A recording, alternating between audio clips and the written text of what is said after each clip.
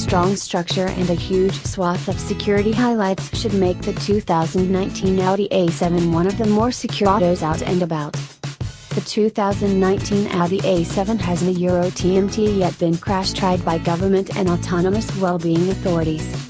Be that as it may, it accompanies a full spate of security highlights, including some simple self-driving innovation.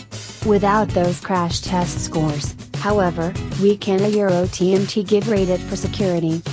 Expect the standard well-being hardware to incorporate a rear-view camera, front and back stopping sensors, forward crash alerts with programmed crisis braking, and blind side screens.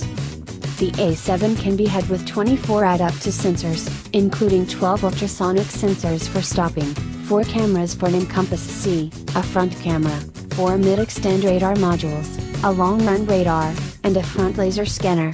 This hardware makes a few extra frameworks accessible.